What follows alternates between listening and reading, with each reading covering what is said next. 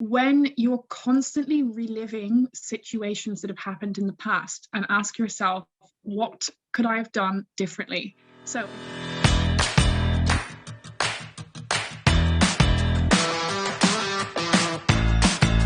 Oonagh, how are you? I am great. How are you? I'm good, thank you, my love. I'm good, thank you.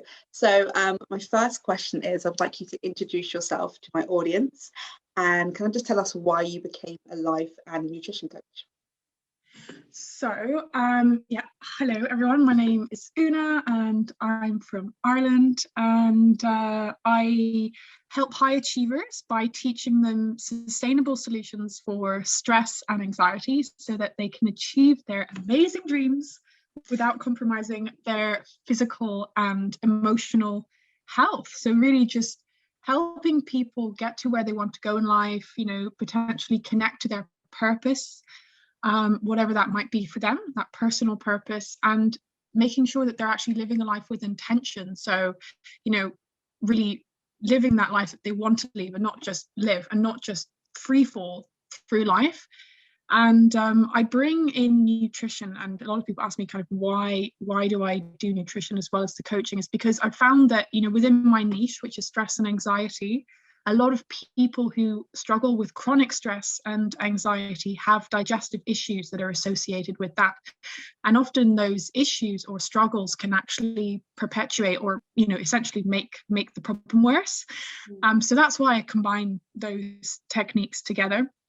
And I'm also a meditation instructor, so I also combine it with a few nice little meditations. So yeah, that's kind of what I do and how I help people. And obviously at the moment it's all online, and I think in the future I'm going to stick with online as well, because it's good. Do you prefer online than being in person?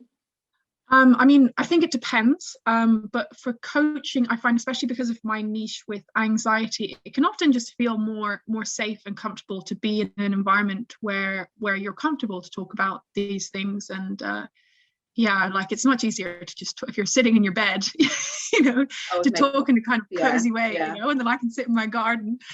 I just feel it's nice. Yeah, that does make more sense. I think for me, if I was talking specifically about anxiety, it probably would be a little bit more comfortable to be in your own home. So yeah, that does make a ton of sense.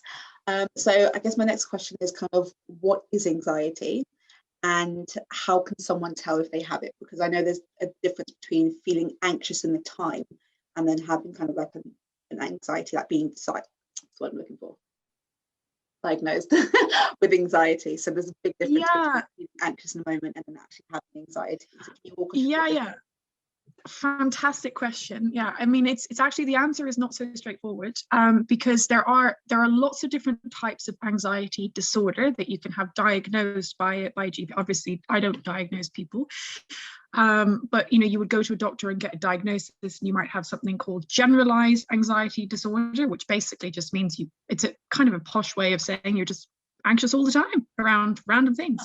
Lovely. And then you have other anxieties, which are, for example, panic disorder, which is that you might experience panic attacks, and that's something a bit different. But the reality is there's lots of symptoms that are associated with anxiety, such as things like if you've got numbness or tingling, excessive sweating, heart palpitations, racing thoughts, or just obsessive thoughts as well. So these are thoughts, compulsive thoughts that we just can't control. So these are generally would have a negative thoughts. And that just feeling of dis-ease or discomfort. But anxiety actually manifests differently depending on the person. So it's really just, sometimes it can be difficult to actually know, do I have anxiety, or is this just like, am I just worried, is it just normal? And it's actually very normal. Most of us do experience anxiety, especially in the modern age. But where it becomes an issue is if you can ask yourself, is this having agency over my life? So is this actually impacting my life in a negative way? And if you feel that it is impacting your life in a negative way, then it's probably you have an anxiety issue, right? Whereas if it's something that it's not really a problem, maybe occasionally you have anxious thoughts or you're just worrying, that's probably not too much to be concerned about. But if it's, for example, you can't, maybe you're struggling to have conversations with people, or you just feel afraid all the time, or you just feel uncomfortable all the time, then you have anxiety. I know it's it's not a straightforward answer. So I suppose just to be really clear, if you feel that you're anxious and it's actually impacting your life, then you have an anxiety issue. Whereas if you don't feel that it's impacting your life, then it's not an issue. Straightforward. I like that. And I think for me, I remember this is years back when I was younger, I just felt so anxious all the time. And I was like, oh, this is normal because, I just feel it. I feel it every day. So this must be normal. And it was only until my teacher was like, are you okay? But I didn't realize that I was actually showing how anxious I felt and how anxious I was on the inside. And then I remember going to my GP with my mum and telling them all about these feelings that I've been having and what I've been thinking and how it's kind of stopping me. Like some days I would skip school because I wowould be scared, like anxious to go outside of the house. And didn't realize it was actually anxiety. I thought it was just me being silly, or maybe I just wasn't in the mood. But I didn't connect the two until my GP was like, oh, you might have anxiety, let's get you someone to speak to. And I was like, oh, what is this anxiety thing? And then they connected me with someone, we spoke about it, and I was like, oh my God, that happens to me all the time. And I was like, oh my God, they were explaining to me like a panic attack, and I was like, that happened to me all the time. I thought it was just me going like, for a minute I genuinely thought I was just going crazy, like my heart would raise, my fingers would get like, my hands would get so sweaty, I couldn't grip things, my head was like, it felt like someone was putting pressure on my head and on my chest, like it was a lot, like my breathing would change and stuff. And I didn't realize that I was having panic attacks, and they were usually triggered around something that was stressful, like an exam or speaking to people who make me nervous, and people who weren't my friends would make me really nervous, so I would have a panic attack then. Going on the underground would make me like have a panic attack. So it was interesting to finally get the distinction between just feeling anxious and then actually being diagnosed with anxiety. There was a big difference. So thank you for touching on that. I just wanted to kind of clarify that for anyone who was a bit like, am I anxious or do I actually have anxiety? But for anyone who does feel like that, if you are not sure, go and speak to someone and reach out to someone professional wise and get advice on that as well. So I'm going to pass the floor to you now. Oonagh's going to talk us through 3 ways that anxiety is holding you back and what you can do about it. So over to you, Oonagh. Thank you so much. And I just forgot to say something on the previous question, just to add is, if you have anxious, so another thing is, what is the difference between anxiety and worry? So if you have thoughts that you're fearing about, you're afraid of something, but it doesn't seem to be rational, that can also be anxiety. So if you're afraid of, getting on the underground, for example, that's probably anxiety. Whereas if you're afraid because someone's got a gun to your head, that's just normal fear. So 3 ways that anxiety is holding you back. So, the first way, which is kind of pretty sort of obvious, is if you're not doing what you want to do because you're anxious about it. So, perhaps you might have goals in life. Maybe it's to, I don't know, do a degree in something. Maybe we'll just use that example. So maybe you want to do a degree in fashion, but you're just constantly worried about the fact that what if you fail? What if your parents are completely disheartened by the fact that you choose to follow fashion? What if you don't have any friends when you study fashion? What if you move to the place where you're going to study it and you don't like it? What if you'll never be good enough? What if, and then you start to kind of plan all of these things that could go wrong before you even apply to go there. Maybe you haven't even spoken to your parents and you don't know how they'll react. So often, anxiety can manifest of this fear of what if, what if this happens? What if that happens? What if I fail? But, what if you don't? Right. And, obviously it's important to kind of to distinguish the difference between rational fear and anxiety here, because perhaps you're in a position where you don't actually have the opportunity to study fashion, and that's different. If you have a rational fear of actually, I'm not in a position where I have the the resources or perhaps the privilege to have that choice, Right, which is one thing. And of course, just telling yourself not to be anxious isn't going to solve that issue. But if you're in a position where you do have that choice of, oh, I actually could go study fashion if I wanted to, then anxiety can be holding you back. So that's kind of the first way. Second way is when you're constantly reliving situations that have happened in the past and ask yourself, what could I have done differently? So example of this, you're in the shower and you're reliving a conversation that you had with someone 5 years ago and saying, oh, I wish I could have said this differently, or I wish I could have said that differently, or, oh, and you start to really kind of get yourself riled up, and another time this might happen is maybe you're trying to get to sleep at night and all of a sudden these thoughts come and they just seem to attack you and, just get you down. Yeah. So that's that second way. Third way that anxiety might be holding you back is that maybe you're in the action of doing something and because of your anxiety you just don't perform as well. So an example of this is maybe you have a job interview and you're in the job interview and you're basically freaking out and you have a lot of anxiety and it prevents you from performing well in the interview, and the result is that you don't get the job. Okay. So that's kind of because the person who's sitting in front of you thinks, what this person can't even speak. Sometimes when we're anxious, we can't speak coherently. Perhaps the sweating hands thing, you can't even shake hand with the person because you're like, oh, I can't touch you. Or you can't make eye contact.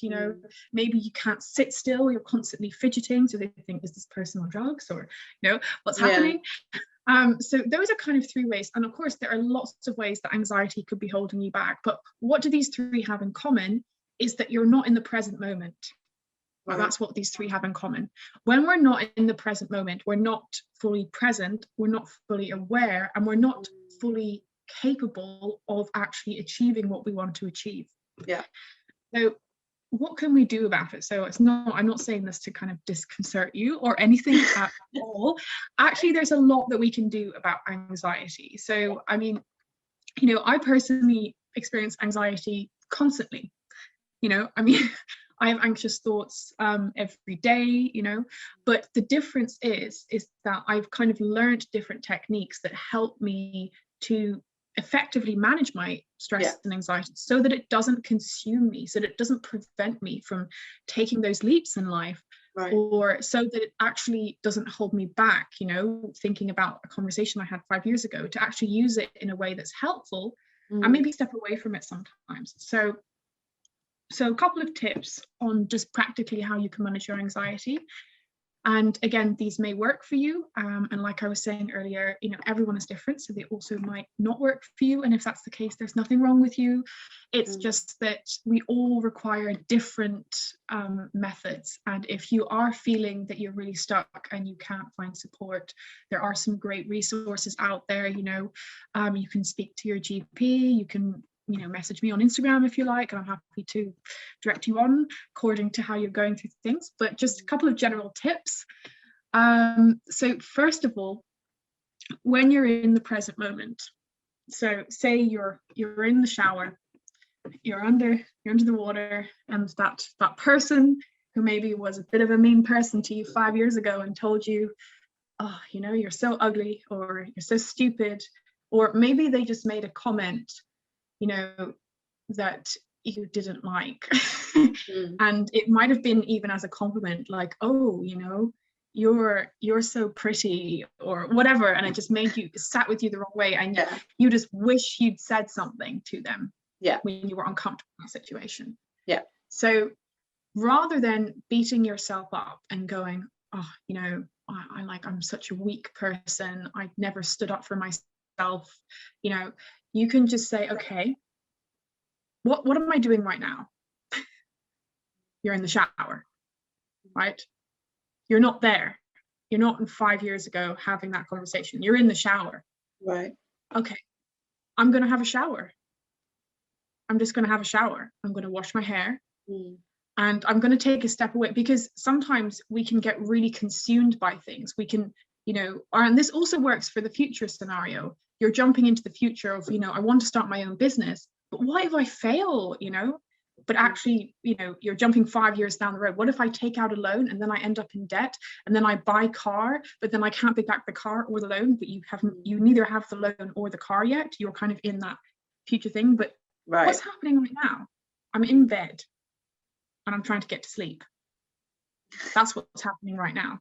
I know it sounds very, but actually, even just cutting through that can help, because knowing that actually, you know, these thoughts aren't real. They aren't real. They're just thoughts. They're not what's happening right now in this moment. Yeah. So that's what you can do for the past and the future. And a really simple way that you can bring your awareness back to the present moment when you're say you were in the interview, is using the breath. And basically what you do is you just place your hands on your navel, and you just breathe. Basically what you do is you just breathe into your belly, but don't focus too much on, you know, oh, where does the breath have to go, or, you know, and start to stress out about that. The purpose of this exercise is just to bring your awareness back to the present moment. So you just bring your awareness to the sensation of your hand touching your lovely belly, and just breathe naturally. Notice how the breath flows in and out of your body.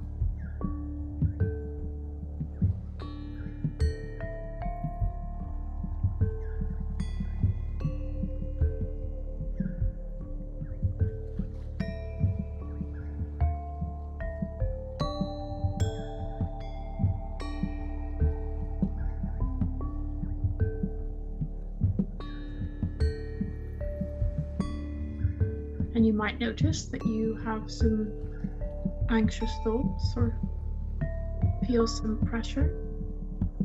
Just allow that to be there. Be aware of those thoughts. Just focus your attention on how your breath naturally flows in and out of your body. The sensation of your hand touching your belly. Rather than pushing these thoughts away, just observe them. Just say, I have this thought. But just because you have a thought doesn't mean you have to engage with it.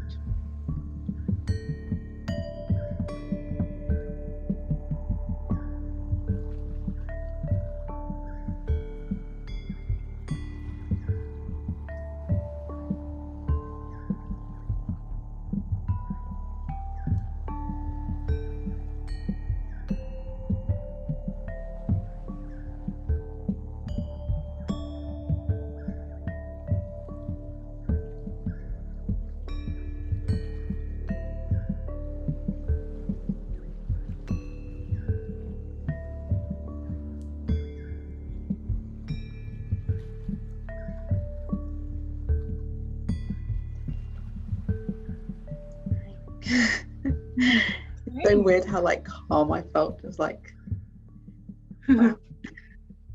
Good. Yeah. So basically that's doing two things. So essentially, when we practice that breathing exercise and we bring our awareness back into our body, and we're actually moving ourselves from a sympathetic state, nervous state, into a parasympathetic state. So we're literally reprogramming our body in the sense of saying, okay, I want to be in rest mode rather than freak out mode, essentially. So that's what we're doing on a physiological level. But on a psychological level, when we have thoughts, often we feel that we have no choice but to give them power or give them agency over our mind. We think, oh, I'm anxious. Oh, why am I anxious? You know, I don't want to be anxious, you know. All these feelings of anxiety, what am I anxious about? Oh, this, you know, and we really go into it. Whereas actually when we have these thoughts, it's okay that they're there. And this is the thing, is that so many of us who struggle with anxiety, we're just like, oh, I'm so sick of this anxiety. I just want to be happy and carefree. I'm done with this, you know. But the thing is in that moment, pushing them away might not be what we need. Now, and this brings me to my final kind of quick tip, which is when you feel anxious, rather than saying, I don't want to be anxious right now. Why am I anxious? Oh, like, you're so pathetic. Why are you freaking out because you don't want to get on the tube, right?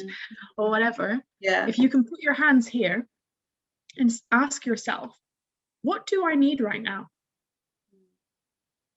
What do I need right now?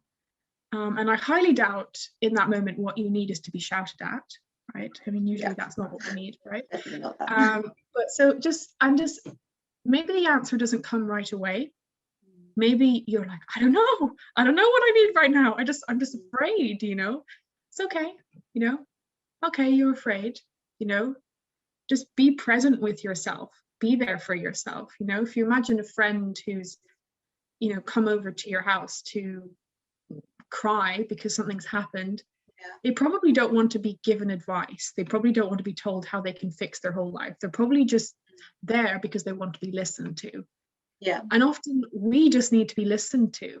We just need to listen to ourselves and just say, okay, maybe what you need in this moment is to just have someone who's there for you and who's there to support you, to hold your hand, so that you can step onto that tube because you actually need to get to work, right? So, you're just there, you say, okay, what do I need right now? And sometimes you might actually have an insight that comes to you. Oh, you know what I actually need right now? It's this, I need to be able to know that I can breathe, so maybe, and sometimes, this is another thing, is sometimes we have fears that we can't control, so, I mean, I suffer with claustrophobia, for example. So the tube is a very good example.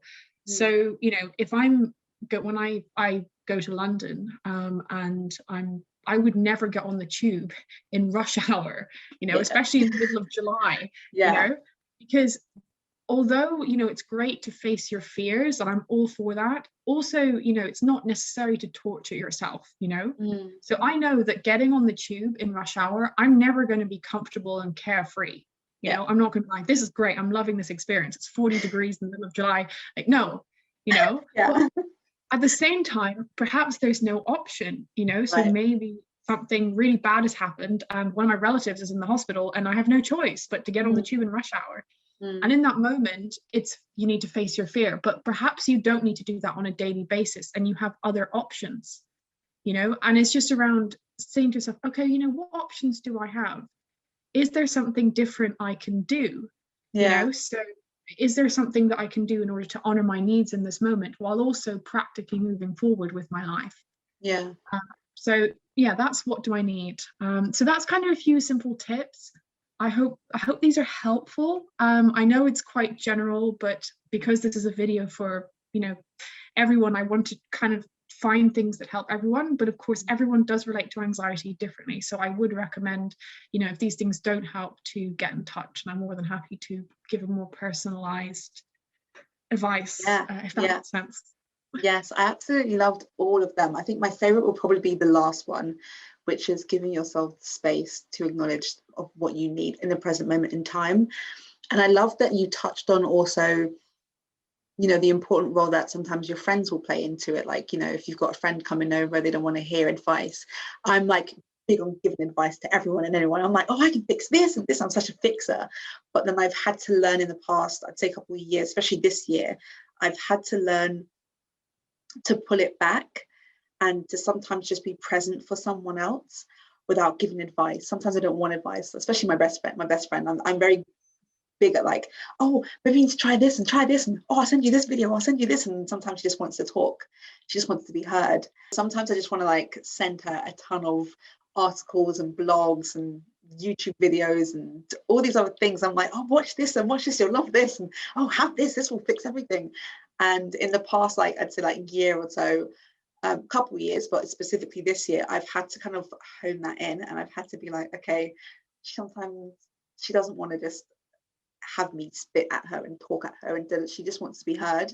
So I've had to kind of rein that need to control everything and to fix everything in, and just give her the space. And I think it's super important what you said. It's just sometimes give people the space to be them. Sometimes what you need in the present moment in time is to talk to someone. And I think a good thing when you want to talk to someone also, especially if there's someone like me who likes to fix things, is maybe just approach them and say, I just need a moment of your time just to talk. I don't want advice. I don't want you to talk at me, I just want to talk to you. And I know that sometimes it's a bit intimidating for some people to say that, especially if you're very like shy, but in that present moment in time, all you need is to be heard. And I think it's super important for the other person to recognize what you need as well, because sometimes we don't know. Sometimes we assume that people come to us because they want us to give them an answer. And I think it's also up to that person who's going to the person to then say, I just need the moment of your time. Don't give me advice. Just let me rant. Let me get this off my chest because this has been bothering me, and then take it from there. So yeah, I love what you just said as well. That was amazing. I think that kind of leads us into my next question is, how important are the people in your life when you have anxiety, and what can they do to kind of help you out? Because like I said, not everyone wants to be spoken to or given advice. What can they do for you? I mean, I think crucial, support is really, really important.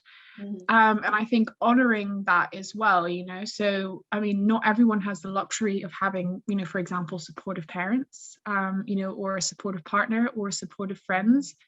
But if you have that, so I mean, I personally have really supportive parents, but they're not perfect. So they really do have a tendency to say, oh, well, let me give you some advice, because they're both healthcare professionals. So that's their tendency. So I do think that, as someone who has anxiety, to, ask yourself, what do I need before going into a discussion with someone? And then when you start that conversation, really set that boundary and set that tone by saying, hi, mom or dad or sister or friend or whoever, and say, hi, I'd really like to talk about this, but what I feel I really need right now is to just share what I'm going through. And I'm not really looking for advice. I just need a place to share openly so that I can feel safe, or something along those lines. I mean, see whatever fits your personality and what your situation is. But just to kind of set that boundary in the beginning, I think is important. And also, if you're the friend, to actually really educate yourself, and see, actually, what does my friend need in the moment? Because honestly, I would say 80% of the time, 90% of the time, unless someone asks you a direct question, as in, what should I do right now? Or do you have any specific advice on this issue?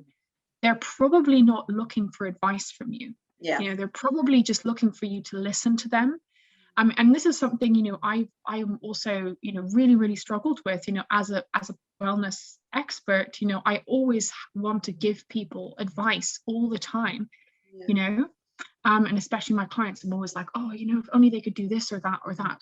But the thing is although, I might think I know what's best, and that's kind of a bit of a condescending attitude to have, and I mean that with absolute love towards myself, because obviously it's not that, of course I have this compassion, that I really want to share with other people, but actually really say, what does this person need in this moment? And ask yourself that question when they're talking. What does this person need this moment? And maybe they just need to be listened to, maybe they do want advice. But the other thing is, before giving advice, to actually ask their permission. So are you open to, some tips? Would you like to hear something that's worked for me? For example, just to give an example, yesterday I was on a call with one of my clients, and they want to go traveling when the pandemic is over.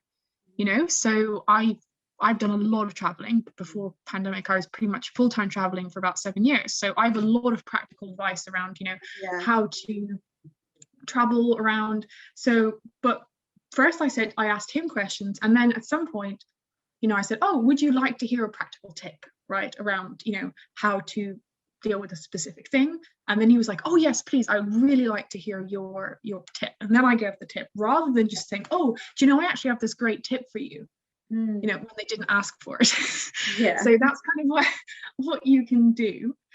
And then also the other thing is, if someone is giving you advice, in that moment that you didn't ask for, so rather than, immediately go, oh, like, I didn't ask for this, and, why is this person giving me advice?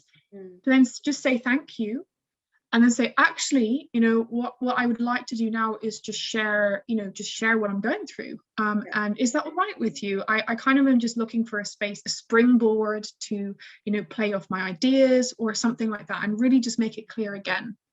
And then if it's sometimes people will still go into that, especially with parents. They feel that they have that role of, I'm always the caregiver, I'm the person who needs to provide that, and this is how I think support should be.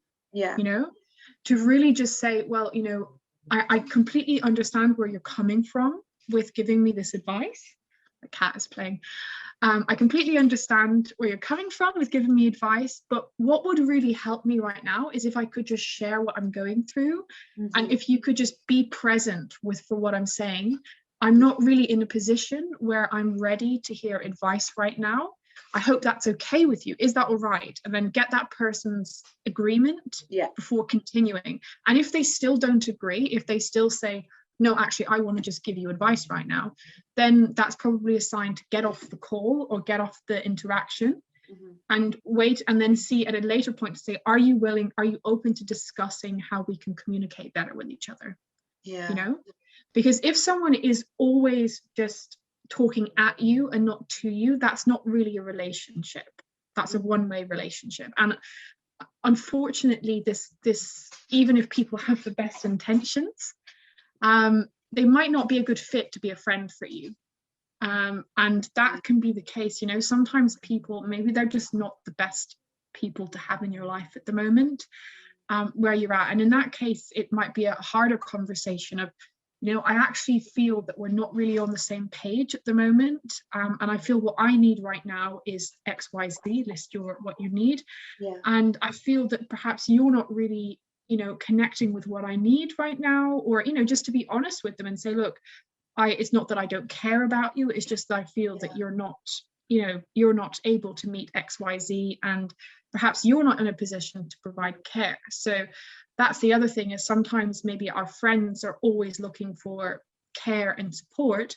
And if you're struggling with anxiety, you know, maybe you're not in a position to provide that support, and just to be honest about that and say, look, I really want to be friends with you. I really care about you. I love you very much. But at the moment, I'm just going through this experience, and I'm not sure I'm in a position to provide the support that you need at the moment. You know, and just then taking a step back from the situation. And it's always, you know, before having conversation, and this is the other thing, is these are difficult conversations to have with people. So making sure, and I think this is something that's actually really sort of good about the pandemic, is that we have an option to actually say no before going into discussion. Because, you know, before that, people might just show up at our house, you know, or show up at our place of work and be like, let's talk about this, you know.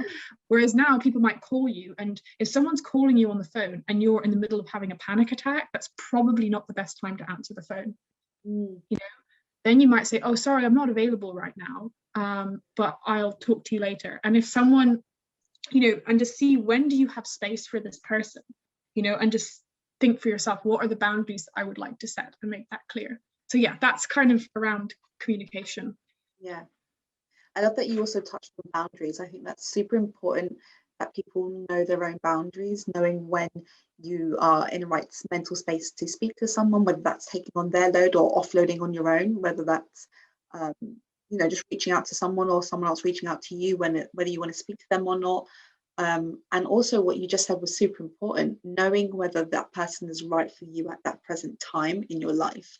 Like I think it was Medea who said this, which is so random, but I think it's super important that people understand that not everyone is for you, and they are also, sometimes people are seasonal in your life. Some people are there for a season, which is a period of time in your life when you needed them most, when you needed to get something from them and give something to them, and then need to keep it pushing.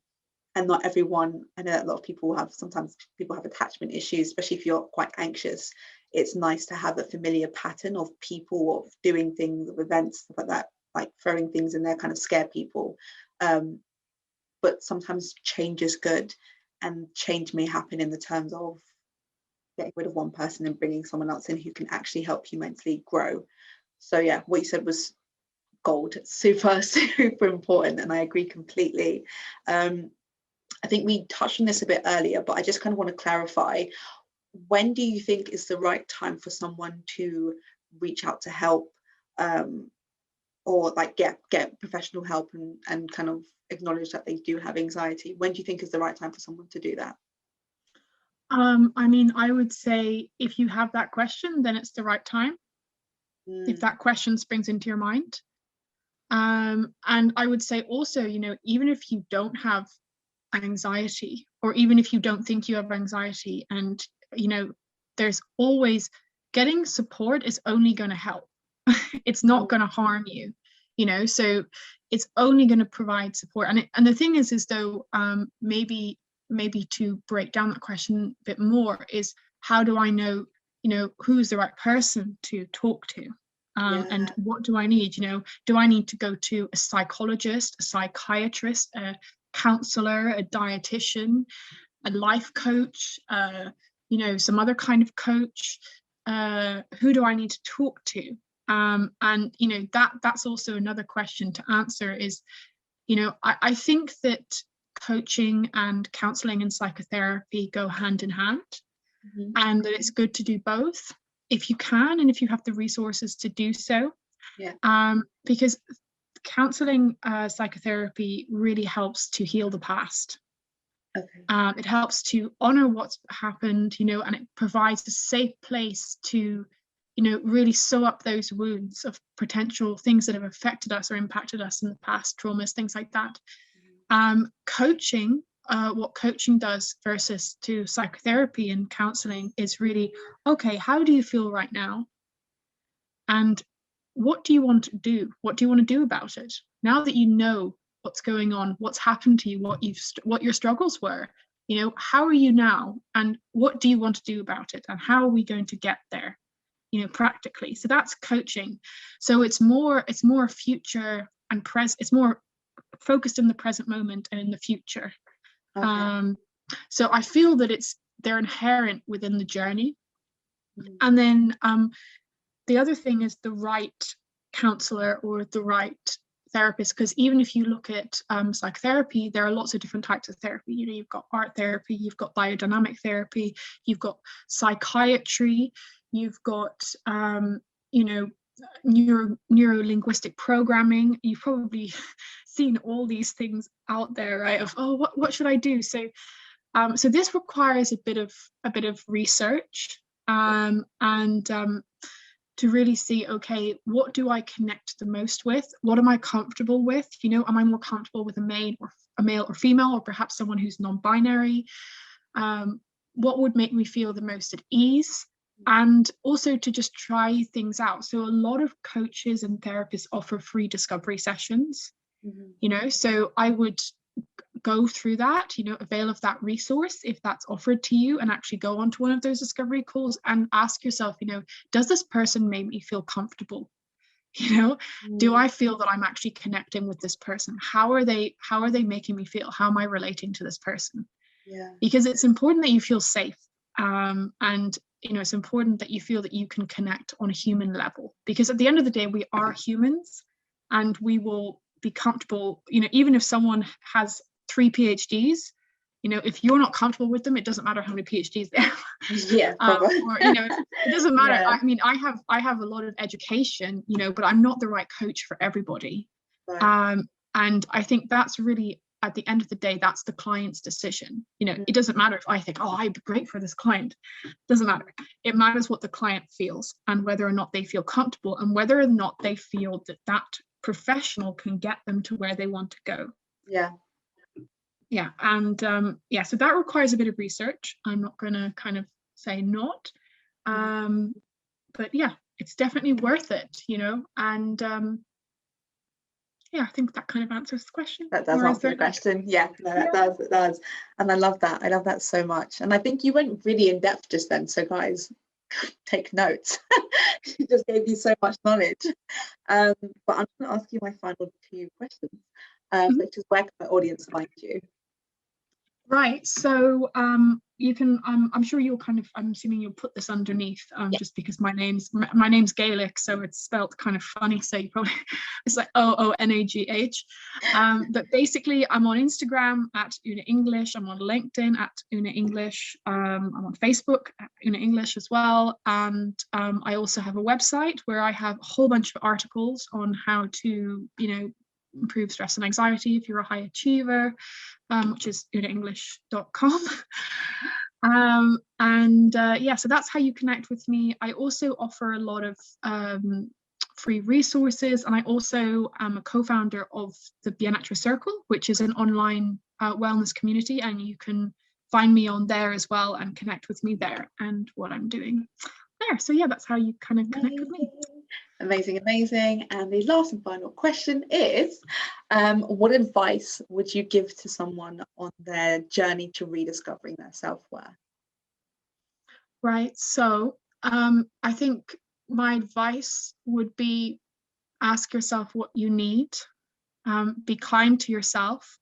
So, you know, if you're not, this is the thing, is sometimes we feel like, oh, I should feel the self-worth, but I'm just not feeling it. Yeah. You know what I mean? Like I should feel like I value myself because I want to do that, but I'm just not connecting with that right now. So exploring is, oh, what is that space in between me and my self-worth? What is there in between? What's preventing me?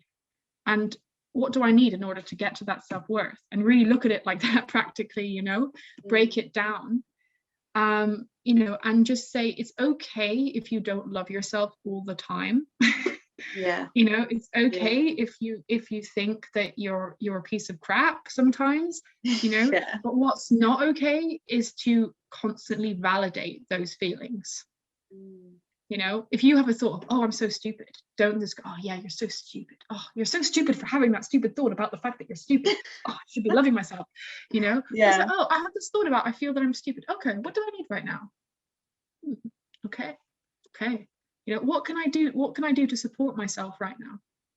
Okay. You know, and then again, you know, getting support is really, really good. And I think also something here to say around professional support is, friends are fantastic, but it can be really helpful to just talk to someone who's neutral in the situation, because they will ask you the right questions, you know, because they will kind of look at you from a kind of more objectively, you know. And I think this is really, really important in terms of growing. And I think I found that working with myself with different professionals has been absolutely invaluable, honestly, for life, for business, for my relationships, everything. Really. Yeah, that's what I would say to that question. I love that. And Oonagh, thank you so much for coming on here and sharing your knowledge. She's a life coach, a meditation coach, a nutritional coach. Guys, the list goes on and on. Oonagh is super helpful, and I hope that you've gained some sort of insight as to what to do with your anxiety and how to cope with it. And also, don't be afraid to reach out for help. Help isn't just for people with anxiety or depression or something that's been diagnosed. It's for everyone and anyone. So if you're looking for certain direction in life, or you just need a general guidance or help or assistance, or you want to offload into someone, like you said, who's neutral, then reach out to someone and gain some help. And until next time, thank you. Oonagh, thank you so much, my love. My pleasure. Thank you. Bye.